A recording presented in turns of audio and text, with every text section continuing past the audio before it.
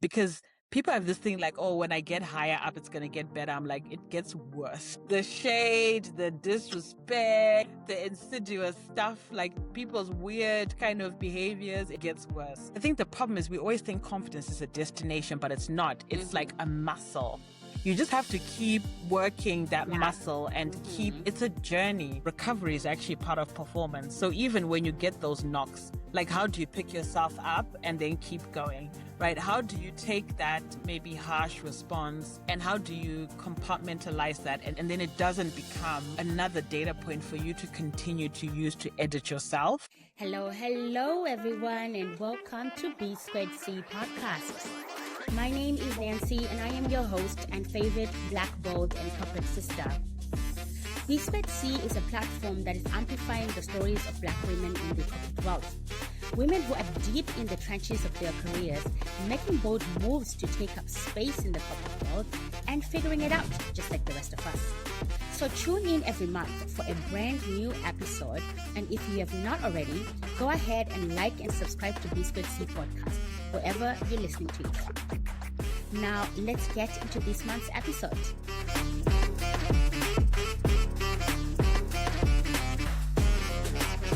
Hey, Chiedza. The music is in my head. That's how I spend my life. My God, I feel sorry for the people who are going to be listening on Spotify, right? And not seeing. You need to watch this on video. They have to go on listen YouTube. on Spotify, but then you have to go on YouTube. Absolutely. Like to get the full experience. You have to, because this conversation is about to be a whole experience. A whole one. If you're listening to this while you're running, sit down. You sit down and reflect and take out a notebook because, pause your app, pause Strava, pause Runner. All the things. It'll be worth it. It would be absolutely worth it. Chiedza, welcome to BsquaredC, girl. Thank you for having me. I'm an avid listener, so to be honored on it is like... No, it is my absolute honor to bring you on here. I love you, first of all. I was like, there's no other way to express it. Like, you are someone I look up to. I'm like my Zimbabwean sister inspiration who's just doing the things out there. Nancy. I am just like, I want to be you when I grow up. You're going to make me cry. You're going to make me cry. You know, there was something, so thank you so much. Yeah. A lot of times my friends and family are just like, you're not very good when people sort of give you your flowers. You're always just like, oh, no. But so I really want to acknowledge it and say thank you. Yeah. That means a lot to me. Mm-hmm. It also means a lot to me because you also come from Sim.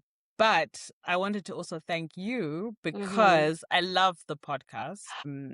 It's really inspiring. It's just, to just listen to a podcast and it's just like, oh my gosh, these are actually my people. Right? The topics, the vibe and everything, it just feels... I don't know. It just feels so... I feel like I'm sitting in with some friends. Yes. And yeah, I love that. And you've created that space. And I just think it's gotten better and better and better. Shout out to you, Nancy. And shout out to you, girl. We out here just doing the work, A lot of work. It's a lot of work. We love it. It is, but it's a space that, of course, I give a lot into it, but it also gives me a lot, So that's why it continues to be like a highlight of my life. And I think my creative energy, it found its place with BsquaredC. Like I entrepreneured a whole bunch of things over the last couple of years, but this one has really been it, So I love that. Okay. Listen, this is a reflection episode where we are going to talk about themes from the last 3 episodes on the BsquaredC podcast. So we will talk about the episode of Elizabeth, the iconic Jordan, and the absolute queen that is Kim. And I can't wait to get into all of it. And the goal of this episode is to bring our listeners more to unpack some of the big themes that came out of these conversations, and to give our listeners more to work with, right? And in a moment, they will get to understand why Chiedza is the person to actually unpack this with me in a moment as a whole. But I want to... As a typical product manager, I listened to the episodes and made notes. And made notes, posted notes. I love it. I love it. They would know. They would know very well. Very much, very much. Chiedza, though, before we get into this, I'm curious, what was the highlight of your week this past week? So I started running again. Yes. So for everybody, for context, I'm a very much an amateur runner. Mm-hmm. So last year I did my first half marathon. Hell yeah, hell yeah. What was the Survived. time? Yeah, we will not talk about that on the podcast. You But all to finished say it. I survived. You finished it I while the survived. race was still on. I finished it. That's all everyone needs to know is I finished it. I think the conditions were completely different from my training conditions. course. So I normally run first thing in the morning. This is in the afternoon. Yes. I trained in winter. This was in summer. And then anti-flow started on the day of the half marathon. So it was just like all these things conspired on the day, but I still managed to finish it. Yeah. Big shout out to my people who came because I wasn't going to be able to finish, but they were just like, we're still waiting for you. And I was like, so yeah. So now I had taken a little break because I'd gone home to Zim. And I don't run in Zim because it's too hot. So I was focusing on strength training. And then when I came back, as I said, I was just down with like a flu and just respiratory congestion. And it's been so cold in Berlin. Oh my goodness. It's been so You cold. guys were having like snow, like huge we were snow, going right? through it. We were really going through it. And you people didn't send us any survival packages or anything. You just assumed we were fine. But anyway. I mean, you're here it's on the warming up pod. now. Anyways, it's warming up now. So I was like, you know what, it's time to go back to running. And then initially I picked another plan. And then I was going back and forth with ChatGPT, and ChatGPT was like, girl, just go with the return to running plan. So that's been the highlight of my week. I love it. I love it. Now, tell me something, Chiedza. Would you join a run club? No. No. No. Why? I'm a solo runner. I'm a solo runner. Yeah, and I'm not like fast. So I wouldn't join a run club because I just feel like people would just be like, oh my God, she's so slow. But then at the same time, probably think too much of myself and no one would care. Yeah. But I think it's definitely something that I should do because one of my good friends, Rudo, she does park run here in Berlin. Yes. So I think I should just do it, because I think sometimes we create these things in our heads like, I don't do this and I don't do that. Yeah. And then it like becomes an identity when it actually really is So just some like nascent thought, just not that deep, So yeah, I think I will, maybe there should be a challenge for this year. Just go to at least one park run.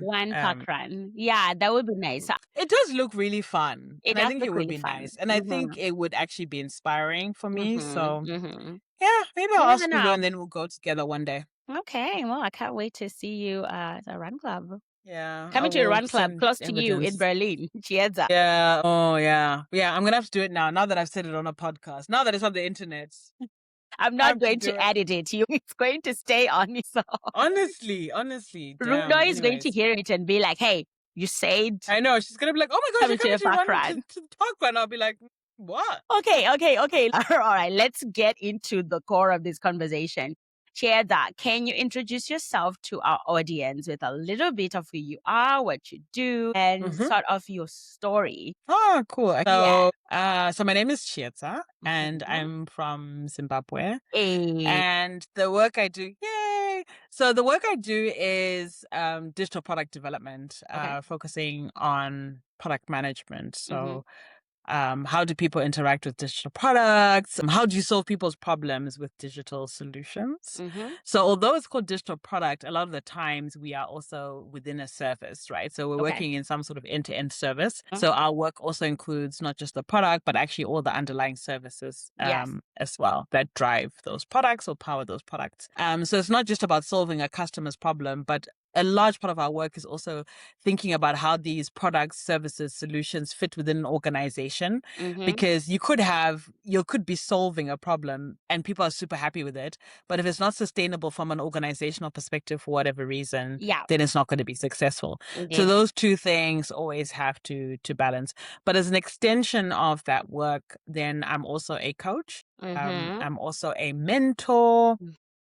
And then I also do advisory. So supporting companies with maybe a specific product where they're having challenges. So is it growth challenges, scaling the team? So people come to me a lot for advice about how to solve that.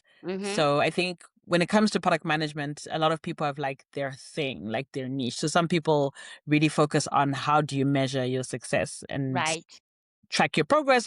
So people very much have like their niches. So for me, my sweet spot is like anything to do with people, because Mm-hmm. I always my core belief is that any issues that your product has stem from some sort of a people issue, whether it's Uh-huh. how people are Yeah, collaborating, or whether it's a change how people are management. exactly how people are interpreting a strategy or struggling to interpret a strategy, teams struggling to work together and align. So that's what I really try to focus on. I try to zoom in on what's going on with the people Yeah. and try to understand that. And then normally that resolves some of the problems. Okay. So that's what I do for work. I love it. I love it. Thanks for sharing all of that. So, yeah, so the big reason why you are the excellent person for this is sort of the type of reflection we want to do today, right? Yeah. And I'm super curious today to learn from your coaching experiences and advisory experiences some of the things that the ladies brought up on here. Uh-huh. What are your experiences of that? And can't wait for the gems because I know you're gonna drop. Okay, we be No know. pressure. No pressure. No, no. I know you talk. You're not just talk a big game. You are the game changer. So let's go. Oh Okay. Lord. Here we go. Let's get into it. So, starting with the episode of Elizabeth, who Mm. we both know and have met in Mm. person, like Yes. absolute powerhouse, right? I mean, the whole time I was listening to this episode, I was like, Elizabeth for president. I mean, why are we Elizabeth not for voting for president. her? I know. I'm just like, when are you running for office? Because I will be like, Yeah. sign me up. The energy was Yes. just like on point, and Mm-hmm. I just feel like she just owns her space She and she does. just owns who she is. Mm. And that comes through in such a powerful way. And it's just like a conviction. So Yes. many different things. She touched on so many different things. But for me, it was the conviction that she has Yeah. just in herself, in what she wants, where she's going, what she wants to do. I was just like, Yes. yeah. She Whenever is I'm feeling going down on myself, I'm to going to be like, let me just listen to Elizabeth again. listen. She's the one to call, right? Because she will also hype you up as well. Yeah. Like first the Honestly, confidence is like infectious, and then she will also hype you up yeah, as yeah, well. that was amazing. Yeah. Yeah. Yeah. So love Elizabeth. And of course, one of the biggest things about her journey, right, is Oh, how she was sort of shooting her shot, you know, at positions and opportunities that she on paper would think that mhm, she's not qualified enough for. That conviction that you're talking about is what was so outstanding about her, right? absolutely, yeah. And how she got into all of these spaces and the fact that she walked in and she would own the space regardless as a whole. Mhm. So I want to know first off, Chiedza, from your own experiences, have you had this experience of like some opportunity that you went after or that you were, you know, encountering in your career looked like on paper that you were not quite well, maybe ready for it, but you still went for it? And what was that experience like? Yeah, so a few years ago, I was approached by a recruiter on Uh-huh. LinkedIn about a chief product officer role. Okay. So at the time, I was head of product and I was transitioning out of that role. Mhm, mhm. And so I thought, normally after head of product, it's like you do VP and Uh-huh. director, right? Mhm, So I mhm, already was mhm. like, oh, okay, so I still have like a couple of Before stages that to I get to need to the get to C-suite. before the CPO, right? And then I was approached, right? And I read the message twice and I was like, I mean, I think this is like above right now where I'm at. And it felt like not even skip level, but it really felt like this is like 2 levels above what I should be Yeah. doing. But then, after talking to a few people, I've actually got like a couple of product communities that I'm part of Mhm. that meet so semi regularly. Yeah. And I just put it in the room and I was like, guys, I've been approached for this role, but I haven't even done a VP. I haven't Mhm. even done a director role. And then my peers were just like, but what are you going to get from those roles that you think you can't do as a CPO? Like, Mhm. what's the big difference? Right. Right. And this was a smaller company. So they were like, yeah, but probably that's actually a great opportunity for you Right. to actually be in that role. Mhm. And then I had this like weird thing that I was like, I want to be a CPO before I turn 40. Mhm. And the time was ticking. So then I just was like, so to be honest, I went through the process, but I wasn't like at the beginning, like I was like, I'm not there, but you know what? Let me do it for an experience so that I can at least see what it could be like, right? Because with a Right. recruiter, you know that you'll probably go through at least 1 or 2 stages because it was an Right. executive Mhm. headhunter. So I Mhm. knew that they would at least give me some airtime and go through a couple of stages. And then, well, lo and behold, Yeah. I got the You job. got the I job. got I got the job. Okay. So yeah, that was a pretty cool experience. But it's not just about receiving the DM, but it's about Mhm. saying yes to the process as well, Uh-huh, right? So you uh-huh, can uh-huh. receive the DM and then you can also count yourself out. Yes. Or you can receive the DM and say, you know what, I'm gonna throw my hat in the ring and And inshallah, see what let's see happens. what happens. Let's see Yeah, what happens, yeah, right? So that was yeah. exactly Elizabeth's point, right? That don't count yourself out.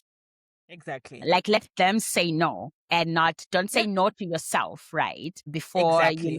you actually like experience the opportunity. And of course, interviews will always also, if anything, you will learn a lot about yourself. So 100%. yeah, You will learn. yeah, It's a data point, right? yeah, It's yeah. it's something you can look back to, it's something you can refer to.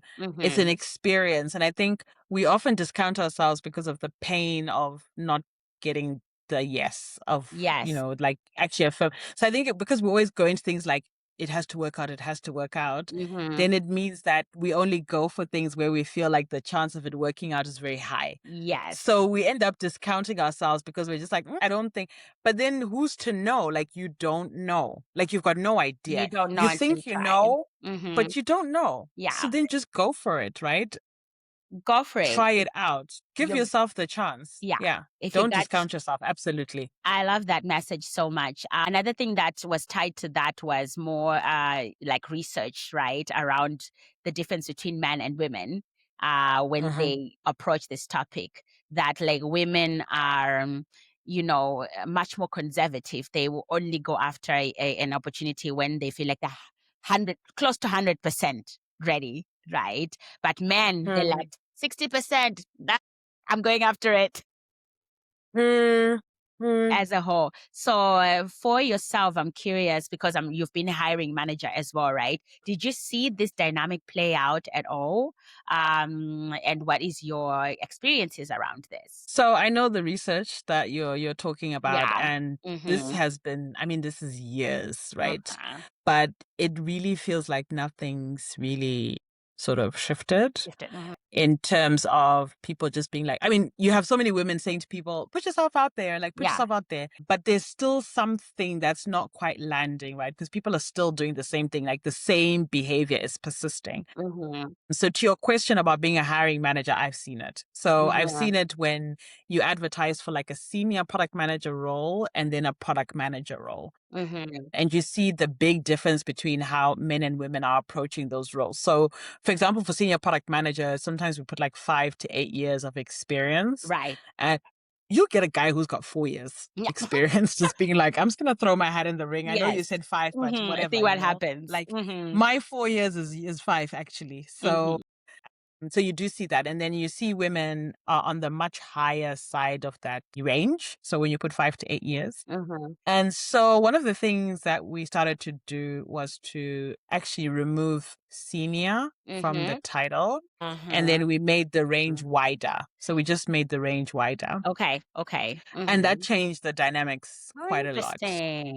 And then we also ran the job description through some software, where it Uh-huh. looks at like male coded, female coded language. One Uh-huh. of the words that I can't stand is rock star. So that was You took that removed out. expeditiously because I Yes. was like, no, we're not using that word. And yeah, so there was a difference between, you know, the sort of male Yeah. candidates and people who identified as male candidates, people who identified as female candidates. Yeah. There was really very much a difference in Yeah. And how they that, yeah. And I see it showed with up. my coachees and my mentees as well. When Yes. they're talking about, when they feel like they're ready for a senior role. Mm-hmm. And yeah, I think the people identifying as women and women, they lag behind maybe like 2 years, three Yeah. years. Mm-hmm. So, and the thing is, all these things end up compounding, right? So Mm-hmm.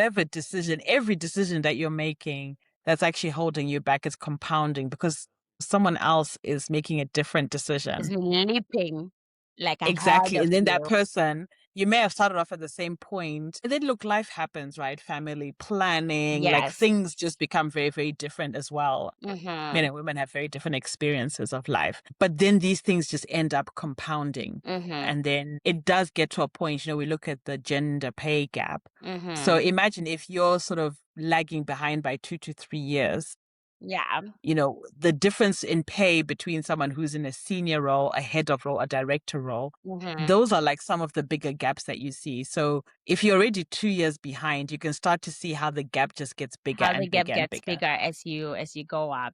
So what I love about what you talked about just now is, one, you instituted some systemic like solutions to try and help candidates kind of think about this differently, right? So I really love that. But what it triggered me to think about is, yes, there is the personal responsibility to have confidence and audacity to go after things you want, but there's also systemic reasons why women still act like this, right? And I'm curious then, from your experiences, because I would say the common thing is just women being judged more harshly, or at least feeling like they are, or like being like the bar is higher, right? Or they feel like the bar is higher when they are being judged in interviews or even in the general workplace as a whole. And I think that it's what contributes to this mentality of like, I have to be excellent,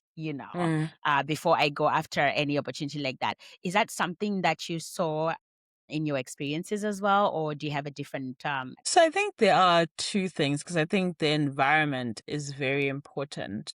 So I think for me, the first job that I had, I had so many sponsors, right? I had so many people who were rooting for me, people who Right. wanted me to do really, really well. Mm-hmm. And so I think even if you are within a system that might be, and different teams actually have very different dynamics, right? Okay. So you find one company, like people are thriving in one team and Yeah. another team is like, I hate it here, right? So leadership is everything. Like leadership sets the tone for how people feel, how people respond, and how people are thriving in a very specific environment. Do I think women get judged differently? Yes, I do. I think it's there. I think, even when people think that, equal opportunities, etc., Right. I think these different dynamics do exist. I think then the challenge is that we tend to be in our heads so much. And I sometimes think that because we're over editing ourselves, it then comes through, right? Because we sometimes maybe don't push back, sometimes we don't speak up. And then that can then be interpreted in like, oh, because I remember I used to go to a leadership meeting and I was so in my head. I had things to say, but I wasn't saying them. And then the feedback I got was like, you're disengaged. And it was like, oh my gosh, no, I'm not disengaged. I'm just scared. Like, I don't know what to say, right? But I was just so in my head. And then it was being interpreted like I didn't care. Like, I don't have anything to say, right? And so I think when we're so afraid to just use our voice and we just don't use it, then you get judged for that, right? Right. So I think that sometimes we just need to say what we think. You might get judged harshly. I'm not saying say what you think and it's going to be fine, right? Yeah. You might say what you think and there might be some backlash.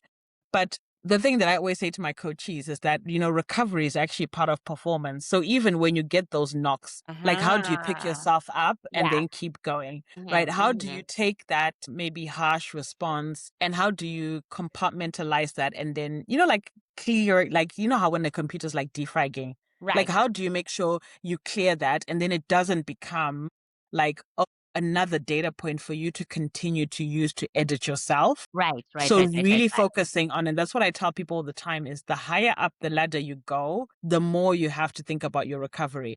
Because people have this thing like, oh, when I get higher up, it's going to get better. I'm like, it gets worse. The shade, the disrespect, the insidious stuff, like people's weird kind of behaviors, it gets worse. And so you actually have to be really solid in yourself to really be able to kind of go through those things. You're watching the BsquaredC podcast, the Black Woman Corporate Career Blueprint. Don't forget to like and subscribe to our channel. Now back to the episode. So then let's go to your coaching. When you have to coach people who are applying for stretch roles, what are maybe 3 big pieces of advice that you have for them? So the first one is always, it's very important to understand, is it internal or external? Okay. So I try to encourage people to do it internally, because then it's a lot easier if you want to then go out into another company, right? Okay. Unless the environment is unbearable, right? So if the environment is unbearable, then go for it, right? Okay. So one of the things I say is referrals. So especially if you're going for a step up role, try to get a referral, right? But then the referrals are connected to the next point, which is your network. Your right? network. Okay. So something that I was sharing on Instagram the other day was that we try to build our networks not during peacetime. So when you have I a loved that part. job, Yes. yeah. So when you have a job and you're in a good space, Mhm. that's a really good time to get to know you, right? Yeah. Because you're probably, in a good space, you're like relating well to people, you're just happier, like your disposition is completely different. Like how you perceive people's actions or inactions is totally different, right? Okay. So if you're building your network when you have a job already and then you message someone and they don't reply for a few days, you're not going to take it like, oh, they don't like me. But when you don't have a job, you might take that in a different way, Yeah. right? So I really encourage people to say, like, build your network before, like, just build it, right? Yeah. And your network is it's not just about you getting something from people, but what can you also share with others so that it becomes like this mutually beneficial thing. And even friendships can be born out of networks as well, right? Indeed. So, I mean, we're an example of that, right? We met, through the more professional things, but then, formed a relationship. So the network is not necessarily about what can I extract from people, right? Because then people also don't like that. So it's also like, what can you share? And when you're doing it during peacetime, it's much more organic. So then now, let's say you have your network, you're in a really good space, and then this now comes up. Then now you can go to your network and be like, this is what I'm looking for. Does anyone know if any opportunities that are coming up? You will be surprised the number of jobs that don't even make it into They don't make it onto Beyonce's LinkedIn. internet. They don't even make it to Beyonce's internet. They don't even get published. That your right? network Because just people knows. just talk about them. Yeah, your people just talk about it like, oh, but actually I know Nancy's doing something similar. Nancy's looking for this. So, that's the second thing. And then the third thing is just your personal brand, right? The higher up you go, people want to know who you are. Right. I think people struggle nowadays because visibility nowadays is a currency, right? So if you're unknown, and this does not mean you have to post every single day. That's not what I'm saying. But people need to have a sense of who you are and what you do, because an unknown entity or quantity is very difficult for people to then trust with a role that's a bit more senior. Yes. So to me, those are the things that are really important. Please note that I didn't say like, oh, focus on technical skills, because a lot of things are relational. It's about relationships. That's actually what will really, really help you, is those relationships and nurturing them. How do you get the referrals? How do you hear about the jobs? How do people get to know you? These are all relational elements. And then maybe the last thing is to, and I guess this could be a subset of your network, is, for example, because my world is product, right? So if you are a senior product manager and you want to become a head of product, talk to heads of product. Right. And ask them about their experience. Ask them how do they get there. Ask them what it's like. Ask them what would they have done differently had they known. Network up. Yeah, Right. network Towards up. where Yeah, you want network to up. go. Absolutely. Yeah. So that you get to know a bit more. People give you, what was their experience and what would they, what would you do differently as well, Yeah. just so that you also get a bit of a sense from other people what you might want to be thinking about. So yeah, those are the things that I advise people generally. All right. So to just recap that, your first one was internal or external, right? You'd prefer if they're going after a role that's internal. Yeah, I mean, the first one was referral, but yeah, I definitely, I think for a step like a promotion, unless the environment is unbearable, right, and that try doesn't to just make mean that like step inside. Exactly. So, if you really are feeling like I can't bear to be, guys, even if you can be in that role for 6 months, it will help you so much. Profile so much. So if you can just bear it for 6 to 12 months, really try to do it internally. Right, and use referrals at it, right? So the Yeah, networking comes back in as a key point exactly. across everything. So Mhm. referrals are literally the best way because you are right. The higher up you go, it becomes a lot more about who you are, not And who you know. about Yeah, who you are, who you yeah, know, not just like what you yeah. can do, right? Mhm. Of course, there are roles that people grow into as individual contributors, which are more technical, whatever. That's a different route. But the majority of growing in an organization or like step up roles, you will people a lot more. Yes, exactly, Right. exactly. And I think it's Yeah. also like you have to shake off this feeling of like, this is so cringe, Mm-hmm. or I'm like sucking up to people. If you have your goal, you need to have a plan. And Yeah. that plan is going to be people, people, people, people. That's Mm-hmm. what your plan's going to be. But then you have to be strategic about it, right? It's not an extractive thing. It's got to be Yeah. like a give and take.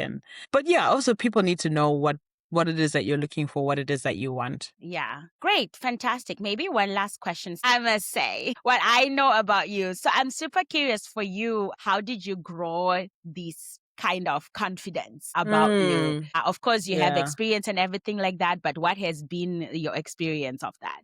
Fake it till you. Hey, really? Yeah, I mean, I think that something that people would be very surprised to know is that I'm actually a bit introverted. Oh. So I like who I like to Uh-huh. be around the people that I just like. But then I also know that I'm like good with people as Mm-hmm. well, right? And I also know that getting along with people is also one of my gifts. Okay. That's something that I know that I'm very blessed with that gift. Mm-hmm. Mm-hmm. And I want to try to like use that to bring people together, to make people feel like they're.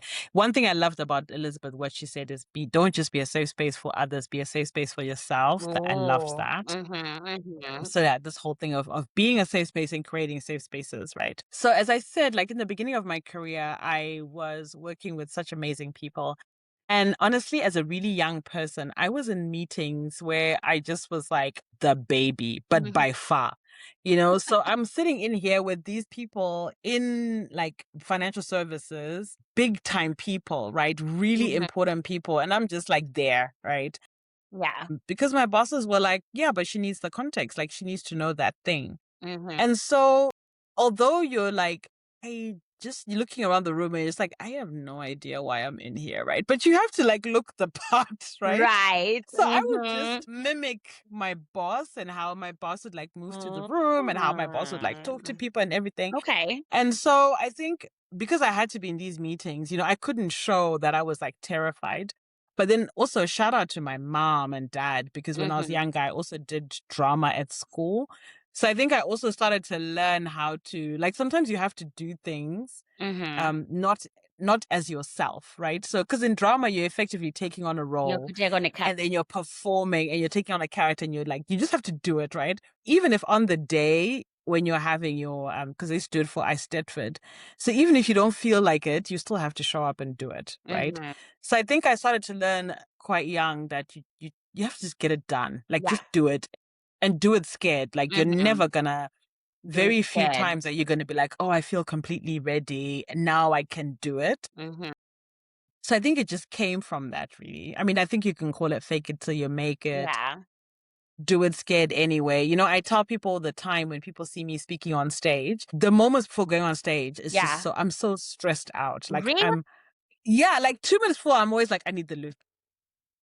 Oh my I need to go to the God. bathroom. I would Like never guess that because I everything. have seen you Yes, completely own a room that you're in, and I'm like, she walked 100%. in and just did the things. But at the same Uh-huh. time, just do it Just anyway, do you it know? anyway. So I just think it also just comes from, like, remember, I was talking about data points. Mm-hmm. Mm-hmm. It's so important to just thrust yourself into things that don't feel comfortable because when it works out, it's a data point. Like, it Yes. just gives you that, like, extra, like, oh, Yeah. because I think the problem is we always think confidence is a destination, but it's not. It's like Mm-hmm. a muscle. You just have to keep working that Yeah. muscle and Mm-hmm. it's a journey. And sometimes it's going to feel like you're going forward. Sometimes it's going to feel like you're going backwards, Yeah. but you're going to get knocks, right? Things are going to happen. Yeah. And I learned that during my half marathon is yes, it's going to feel some days you're going to be like, oh my gosh, some weeks it's like I'm killing it. Yeah. Then you're going to have 2 weeks your runs are absolutely awful. But that Mm-hmm. doesn't mean that you're not going to get to your goal. Yeah. And that's what happens, right? We tend to be like, oh, if something doesn't work out, I'm even further from my goal. But actually, I would argue that resilience and that recovery actually Yeah. catapults you and puts Yeah. you even further ahead. So I would say that I just basically have a philosophy of just do it scared anyway. Do it scared anyway, fake it till you make it. But I also love the part where you have people who open doors for you, right? Who Yes. thrust you into that, which is where relationships will always come back. It's like Yeah. an We will important piece. people a lot. People, you can't avoid it. Introvert, extrovert, you No, gotta people. You you gotta gotta people. people. You gotta Yeah, people, you gotta regardless. people. And you gotta learn how to people. Yeah. You have to learn how to people. Yeah. Because that is actually the key, Mm. that's just how it works. Because people, it's not just about talking to people, but it's like, who is Nancy in this organization? Like, what does Mm-hmm. Nancy do? Like, what's Nancy interested in? How can I connect with Nancy? And Yeah. actually doing the work, because it pays dividends. Yes. I make extra income because of relationships, because Mhm. people recommend me for things. So there is value in that. I want to Yes. jump to the conversation with Kim because relationships were such a Mm. core part of that conversation, right? Yeah. Kim, who is like a tech veteran, almost 30 years Mm. now in her career, and she literally said, Incredible. everything that I've done has been because of relationships. So Yeah. let's talk about peopling and Mm. your Mm. experiences of it, especially because you already mentioned that you are an introvert, right? Mm. So how have you grown into peopling and how do you structure your life around peopling? Yeah, so I love this question. So Yeah. first of all, Kim is amazing, Yeah. right? And I think one of the reasons I loved it is that we don't have these stories of people who spent that amount of time in one organization. Right. But something that she said, because in my first job I was there for 10 years, right? Which Mm-hmm. is actually unusual nowadays when you tell people like I was there for 10 years, people are just like, "Oh, really?" Yeah. And I'm just Yeah. like, yeah, but every 2 years it felt like different jobs because I was in different projects, and Indeed. that's something that Kim talked about, and I loved how. But the reason that she could do all those things was the peopling, right? Yes. Like the relationships that she built and the opportunities that came. Mm-hmm. So I think in terms of structuring my life, I think I still have a lot to learn, Okay. because I think I sometimes overdo it. I overdo the peopling. Okay. I want to, support people with this and that.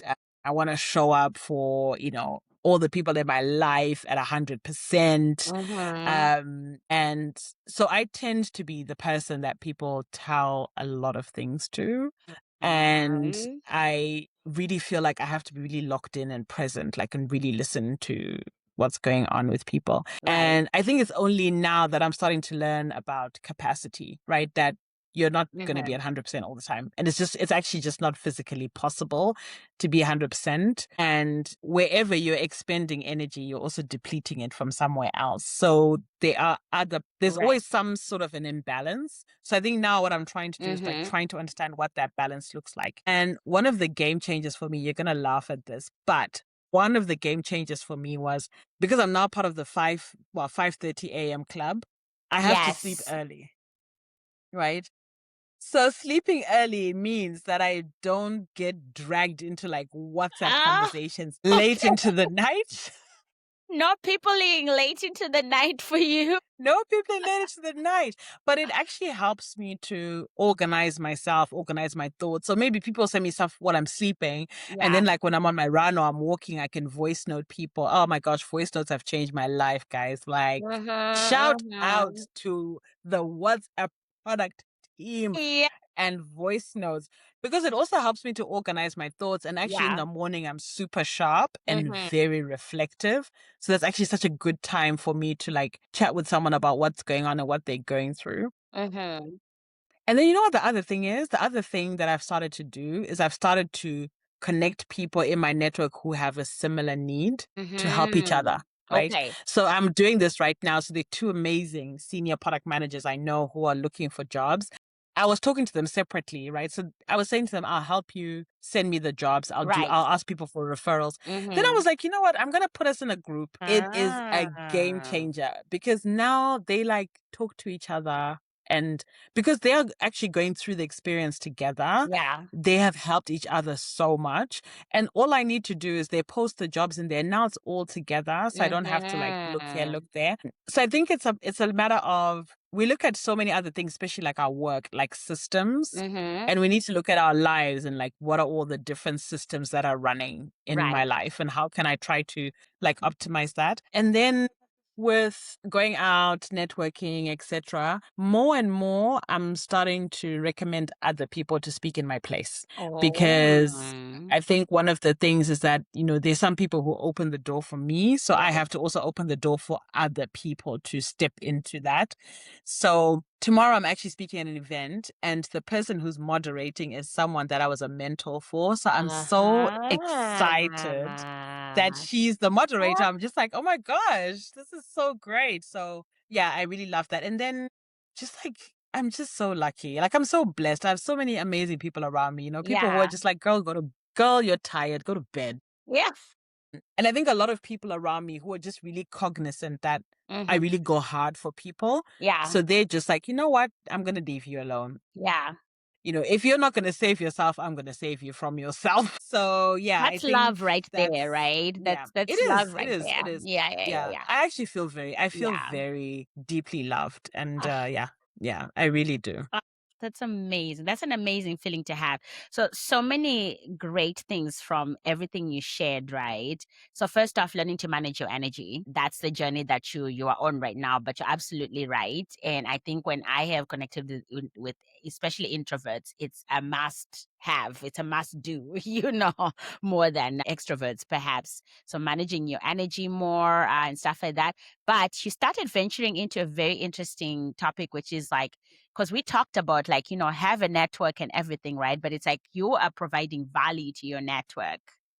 Your Mm. that's part of like, your this is how you are basically, what do you call it, collecting social capital and political Mhm. capital, right? That's going to help you later on. This is your peacetime work, like when you're connecting other people in your network, either through like for opportunities to do things, but opportunities to Mhm. connect with each other. That's like incredibly valuable, right? And something that people will remember when you need something in the future. Yeah. And I think it's really when I'm doing it, that's not what I'm thinking about. Uh-huh. But that is a side effect of It it, is. right?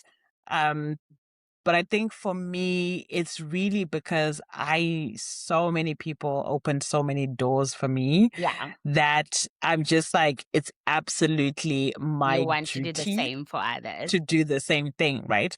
Because, you know, you unlock so many opportunities. Like, I was sharing this on Instagram, I think today, that I got a 41,000 euro pay rise because of another person, right? So, and I remember it was I can't remember what I was listening to, where someone was like, it was the Black Girls Take Someone.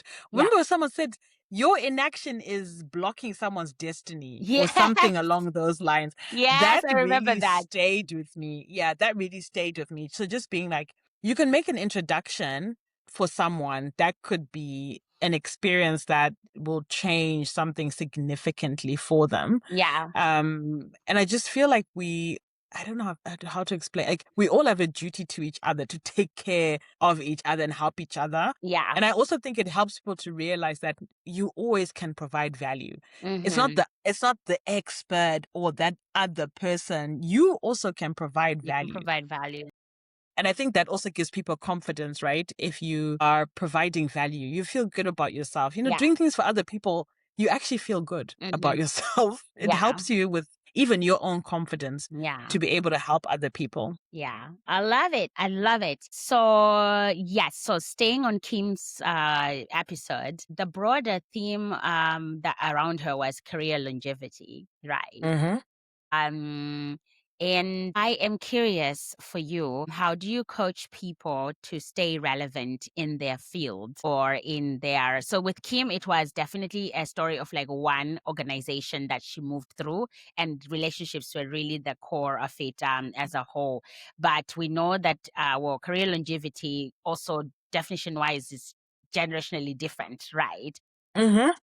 Like our parents were the ones who had like one company and that's it, right? Most of the time, and there's some transition there, but now it's a little more different, right? So in your coaches, are you encountering this question, and how are you coaching them on this? Yeah, I mean, the first thing I tell people is that as a human being, you're always relevant. Anyways, so just by existing, you're relevant. I love that. But I think with career, I think you always have to take stock of like the craft, like whatever you're doing.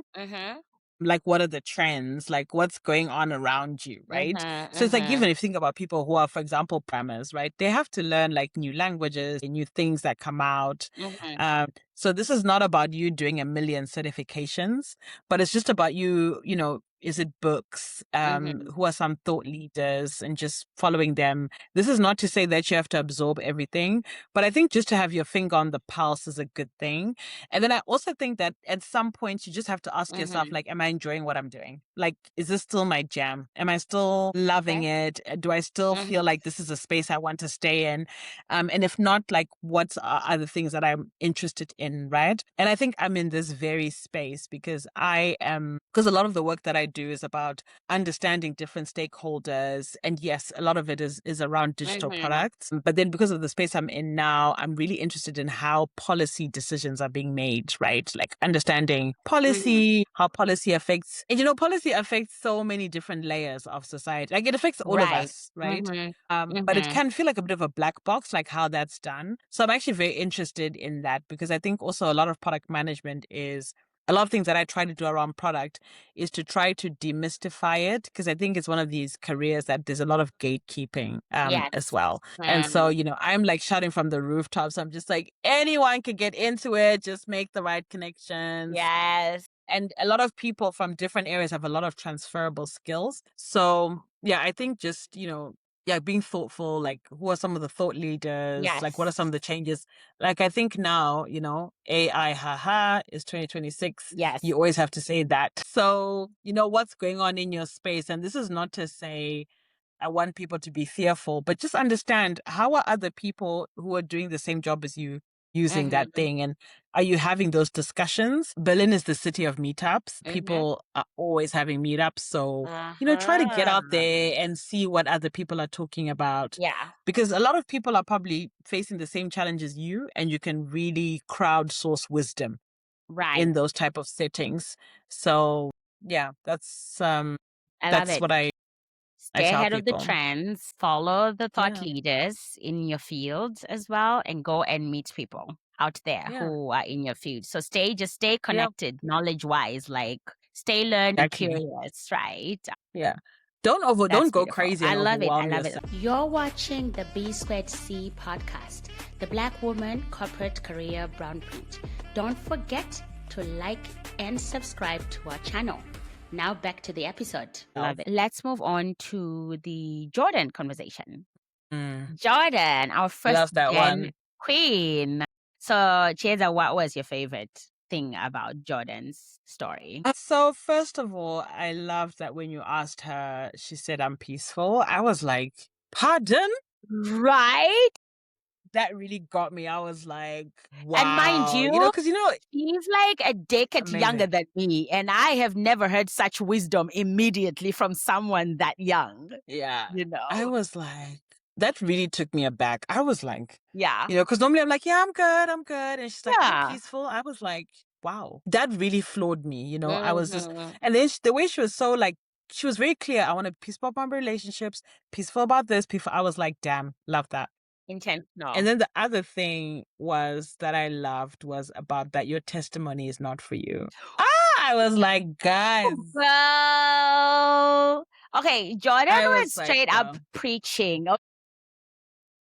Yeah, we went to church there. We went to church. Did. We went to church. But yeah, I really, sorry, I'm still getting my notes, but I just love that. And I think for me, it was that she just kept plugging away, Yeah. just kept going. Right. And it's just the self-determination belief, even without proof. That's the thing. Yes. That You was don't like, have a blueprint, you don't have a roadmap, but you're just no, plugging away because but you're that's just what plugging being a away. first Yeah, gen is like, right? Because you are the exactly. blueprint as a whole. So then I'm curious from your experiences of coaching, right? You've encountered first gens. How do you coach them differently than other people, perhaps? So I try to get them to understand that, yes, you have the workplace, right? Because they always like zoom in on just work. And then I'm just like, but you exist within a context, like your context of like where you come from. Right. And now that context is interacting with a new context. So wherever you're coming from and where you are now existing, those things are sort of trying to come together. So you're trying to make sense of a lot of things.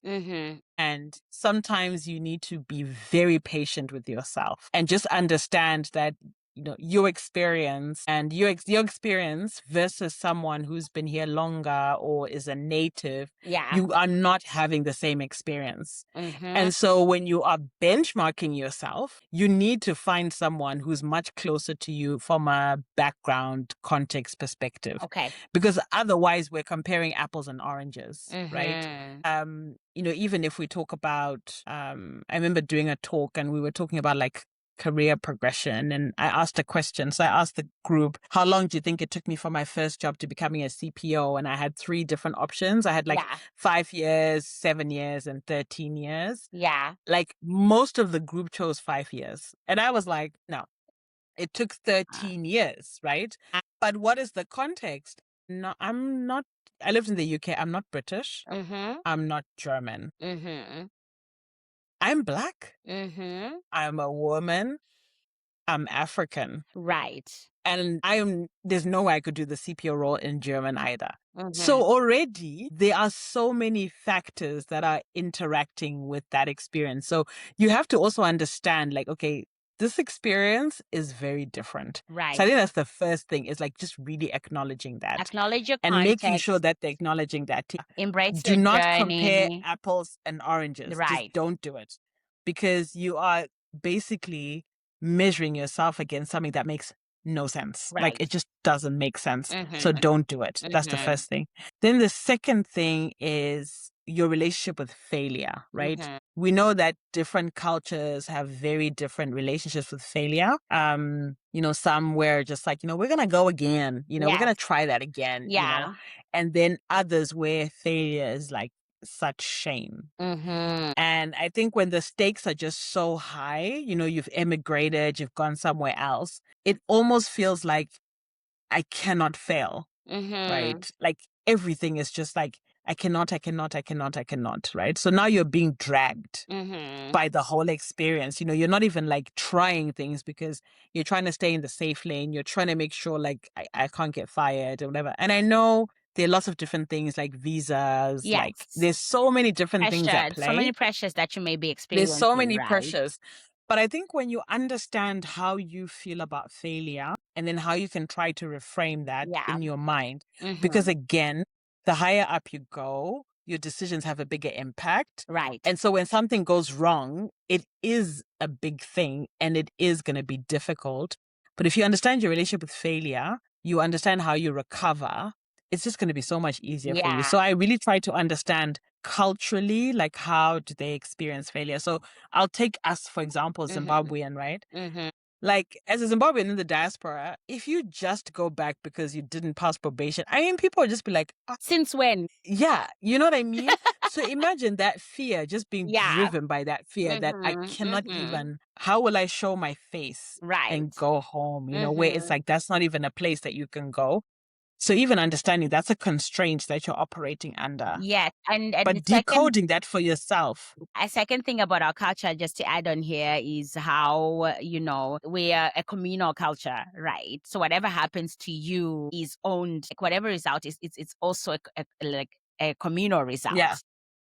So it's a reflection of your family. It's a reflection Yeah, of you've embarrassed that. us. Yeah. You've Yeah. embarrassed Yeah. us. Yeah, you've Right? embarrassed us. And it's just like, Yeah. we were not all in the job, but fine. Yes. So yeah, I think that relationship with failure. Yeah. And then the third thing is, I really press them on the people around them, like Okay. community, because I'm like, you need community more than anybody else. Yes, Trust me. indeed. On this journey. Like, you're gonna need those people who are gonna be like a cushion, a buffer. So you might actually have to people more than the people themselves, Yes.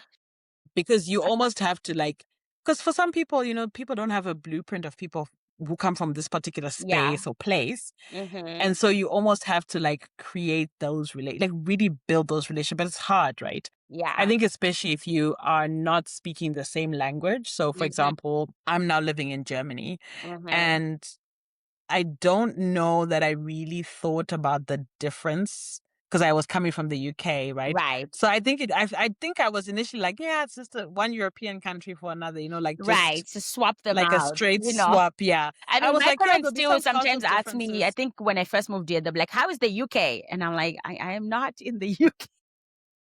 Yeah. To Yeah. them, it's Yeah. also like just one blurb of a continent. Exactly. So Yeah. for me, it was like a huge change. Like, everything was just so different, like culturally. Okay. And for me, it was through learning the language, which I'm still battling with, Yeah. that the culture started to make more sense to Okay. me. So I think they just kind of those things, like, what are some of the extra things that you might need to do to Right. thrive in the environment that you're in? You may not have to have thought about, right? So in the UK, coming from Zim, former British colony, of course there's an adjustment, but there's some things that I feel like, it's kind of, Yeah, they're familiar. there's some familiarity, there's Right. something there's some threads that you can already pull that make sense for people. But Yeah. then, like for me, even the humor, I've had to get my head around it. I'm just Yeah. like, pardon? British humor. Yeah, but British humor for me is fine, but it's like German humor. I'm just like, German humor. Is there German humor? there actually really is. Like, actually, a lot of they have a lot of idioms that are brilliant. Like, they're Really? so brilliant. Yeah. Like, one of the things I love, and they're so practical. Mhm. Like when it's raining and you're just like, oh, I can't go outside because it's raining. They're just like, you're not made of sugar. And I'm like, that's actually quite funny. The Dutch are also practical like that. That's true. That's true. Yeah. That's true. Yeah. I love that. And I think the community thing just applies to a lot of minorities, right? I think you can, and Elizabeth also brought this up in her own experiences, that she just don't do this alone. You don't have to. No. You should seek out community because it will anchor you in the good. It will celebrate you and it will anchor you in the challenging times, And most of all, for Jordan, it was also about people who identify with her, that she identifies with, that will give her she'll feel less alone, right, in her experiences as a first gen. So you're all just blazing the trail together, And I think that's the thing. I think this is the biggest scam of modern times, is that you have to do everything by yourself, otherwise you're a failure. Right? Like, every single one of us has armies of people God, who are the whole making it happen. self-made thing, no. You don't have And I mean, to. even if you think about it, right? Like, you go to a supermarket and you want to pick up granola. The number of people that have been involved in making sure that box is there, Yeah. we don't fully appreciate it and we don't fully understand it. But it's just understanding that, even now, we're laughing earlier about, now I'm posting videos on Instagram and people have inboxed me like, when did you learn to edit videos? I'm like, guys, at my geriatric millennial age, am I going to learn how to do that? No. But I've got this cousin of mine who's insanely talented, and she cuts the videos for me, right? And she does them, and it's amazing. Like, I've got, people started to follow more and engage more, and it's brilliant. So it's just understanding, like, I'm gonna need help. Like, if I want this to scale, I need a scalable system. Like, it's not going to work if it's just me. Because imagine if I'm sitting there trying to learn how to use these editing, it's not happening. It would not. It's just not. You would be exhausted at some point. Exactly. So it's just like, you know what? No. So, community people, I don't know. We will shout it at the top of the mountain on this podcast. It keeps coming back, and it coming back for a reason, right? Yeah. Tap into it, build it, invest in it. show up and people will show up for you. Respect it. And Yeah. yes, that one Respect too. it, Yeah. Yeah. respect community builders, they are really, they're literally doing the Lord's work. Yeah. Like creating these spaces and Yeah. negotiating for these spaces, Mhm. respect these communities. And I think we need to start putting money into it, right? I think Ooh. this notion that it should just be free is Yeah. something that we need to stop. If we want, because imagine if it's compounding, if we put money into these communities, like our children's children will benefit from They'll it, right? benefit from it. So if we start to see the value, and we have to see the value of it, right? Otherwise, because Yeah, we're the ones who benefit from it, right? Because we indeed. cry when we don't have these like safe spaces, but what are we investing back into those communities Yeah. from a monetary perspective? I like it. I like it. I like it. My Show us the God. money. Drop some coins in there, please. Yeah, actually, I need to buy you a coffee because I actually heard you. I didn't realize this. I was like, Oh, oh did you my can buy gosh, me yeah, I a need coffee to. or a wine? Yeah, I'm gonna do that. Is it in Aw. the link on Instagram? It's in every episode. You always have the link of buy me a coffee on there. I will buy you a coffee. Oh, thank you, my darling. Thank you so much. Yeah, it's important. Like, you're creating content, you're inspiring people. You're also giving people a platform to share their stories. So yeah, Yeah, no, we have to buy you a coffee. I appreciate it. Oh, look at you, like dropping wisdom and then actually acting on it yourselves. I appreciate it so much. Yeah, Forever, we have forever. to though. Yeah. No, I love it. I love it. I love it. One more question regarding Jordan's experiences. So I'm thinking about Mm.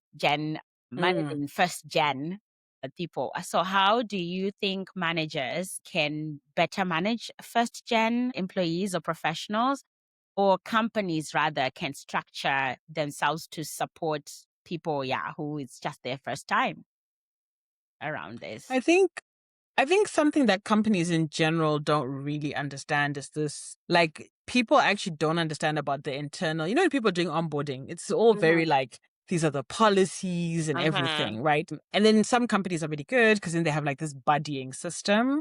But I actually think that people would benefit from like a skip level buddy.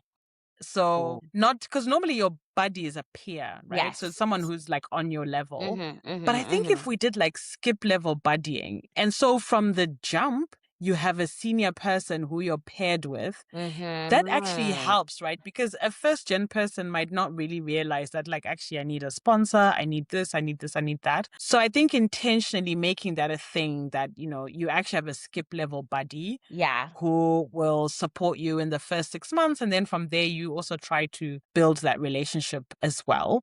But then I think the other side of it, because I really liked what you said earlier about like the personal responsibility side. Mhm. So what I love about Jordan sharing her story is that there'll be someone else who's in that position who will Mhm. listen to that. So then how do you take Jordan's experience and use that for as a catalyst for yourself Right. so that you're not having to start from the same spot she started from? So you Mhm. can actually take that wisdom, take that experience and apply it to yourself. But I think from a system perspective, definitely that like skip I level love buddy could be it. a really great way because otherwise, where are you going to talk to these senior Yeah. people?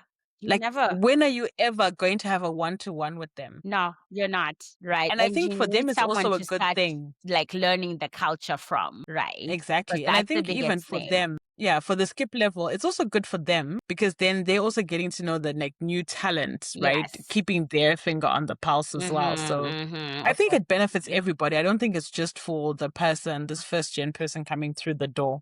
Oh my God, I love it. Look, Yeah, so I loved that as well, being open to also learning from whichever direction learning comes from. Wow, Kieda, this was a lot of wisdom. great chat. It was Great a chat. great chat. Like, thank you for sharing so openly your experiences, your advice. I'm sure a lot of people are going to listen to this and be like, "Oh, okay, okay, very, very I hope applicable." so. Yeah.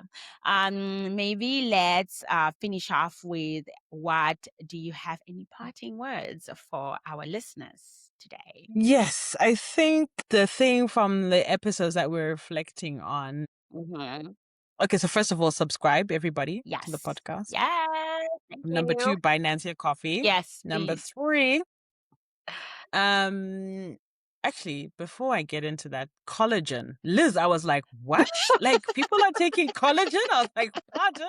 I So now I since have to have look been into taking that. my collagen, since that episode. Yeah. Yeah. So anyway, please send me the link afterwards. Because I was like, oh, are we taking collagen now? I only started using those eye patches like on Sunday, and I was like, how does this work? Oh, girl, I'm gonna I put you know. on. I'm gonna put you on. Don't worry. I'm always late to the party. But I think, something you said, because it's now been just sort of in the back of my mind, is personal responsibility, right? Like how do you unstick yourself? We talked about people applying, like, oh, if you're not 100% ready, you're not going to apply, like all of these different things.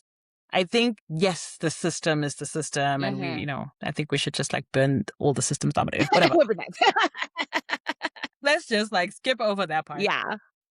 But I do think that we have to pick maybe a couple of things where we say, I'm going to unstick myself. And we have to go all in to see momentum. I think often what we try to do is like have like 20 goals and say like, I want to do all these things. But I think when you're really focused and you need to, because when you unstick yourself, you're almost like breaking habits, and that will help you with other things. So how do you, because it's, I think it's easy to listen to a Liz, a Jordan, and a Kim, and then you'll be inspired for an hour. Yeah. And then you will carry on doing the things that you were doing. Yeah. But then how do you actually like take those things and think like, you know what, there's this one thing that Elizabeth said, there's this one thing Jordan said, there's this one thing that Kimberly said, write that thing down. You might not want to tackle it right now, but try to create some sort of incentive for yourself to take that thing and try to work on it for you. Yes. Because I think then that's what helps, right? If you just make it like, this is a small thing, Yes. because otherwise when you have like 20 goals, it's even when you look at like a half marathon plan, right? Yeah. So I looked at my half marathon plan and I did the dumbest thing, which is I went to the end of the plan and I was like, how will I ever get there? But actually the weeks keep building, They like build small, up. small, right? Small. And then sometimes you go from 15Ks to 18 and then you're just like, that's a big jump.